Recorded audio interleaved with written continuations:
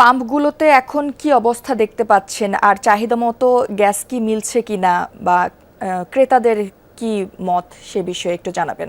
যদি সবচেয়ে যেটি সংকটের বিষয় সেটি হচ্ছে যে চট্টগ্রামে আজ কিন্তু সবগুলো সিএনজি গ্যাস স্টেশন অর্থাৎ যেসব স্টেশনে গ্যাস সরবরাহ করে সেসব স্টেশন কিন্তু আসলে সবগুলো খোলা নেই। যে কয়েকটি খোলা রয়েছে সেখানেই কিন্তু আমরা দেখছি সকাল থেকে যারা ব্যক্তিগত গাড়ি কিংবা সিএনজি অটোরিকশার চালকরা রয়েছেন তাদের আসলে উপচে পড়া ভিড়। তারা বলছেন যে বিভিন্ন পাম্পে ঘুরে তারা দেখেছেন কোথাও কোথাও দীর্ঘ লাইন, কোথাও গ্যাস নেই এমনটি জানিয়ে দেওয়ার পর তারা যেসব জায়গায় খোলা রয়েছে সেই জায়গাগুলোতে তারা আসছেন। আমরা আসলে চেষ্টা করব একটু চালকদের সাথে কথা বলার জন্য। একটু যদি আসলে আমাদেরকে জানান যে আপনি কয়টি পাম্পে গিয়েছেন, কি অবস্থা, গ্যাস পাচ্ছেন কিনা আপনারা? গ্যাস পাচ্ছি না তো, কালকে থেকে কালকে 3 ঘন্টা ঘুরে গ্যাস নিতে পারিনি। তারপরে রাতে 9টা বাজে গ্যাস নিছি, 9টা বাজে সিরিয়াল দিয়ে 1 ঘন্টা থাকি এখন গ্যাস নিছি। এখন গ্যাস নিছি, গ্যাস পরে গেছে গ্যাসের অবস্থা। আজকে সিরিয়াল দিলাম, এখন এই পর্যন্ত আসলাম।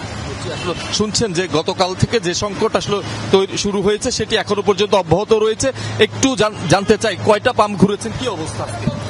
সব পাম্পতে সিরিয়াল, সব পাম্পে সিরিয়াল আছে। শুক্রবার তো একটু কমে আছে, তারপরে শুক্রবার না হলে বেশি থাকে।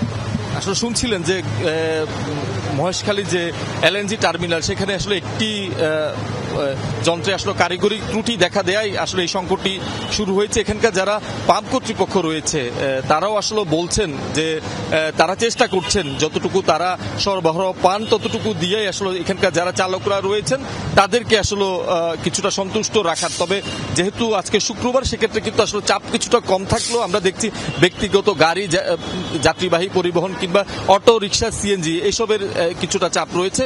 তবে এটি আসলে কবে নাগাদ সমাধান হবে, কবে নাগাদ স্বাভাবিক হবে সেই বিষয়টি এখনো পর্যন্ত কেউই জানেন না। সুমন, আপনাকে ধন্যবাদ সেখানকার বিস্তারিত জানানোর জন্য।